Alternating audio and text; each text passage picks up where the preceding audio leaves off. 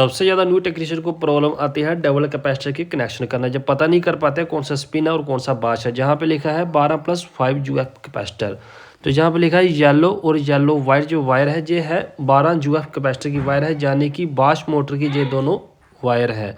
अभी जहाँ पे दोस्तों ध्यान से देखेंगे, जहाँ पे लिखा है ब्राउन एंड ग्रे यानी कि 5 यूएफ कैपेसिटर, यानी कि ये दोनों तार है, ये है स्पिन मोटर की, ये है दोनों तार है, यानी कि ये दोनों तार आप देख रहे हैं स्पिन मोटर की। वीडियो अच्छी लगी हो तो प्लीज़ ज़्यादा से ज़्यादा शेयर करना और वीडियो को लाइक करना और चैनल को सब्सक्राइब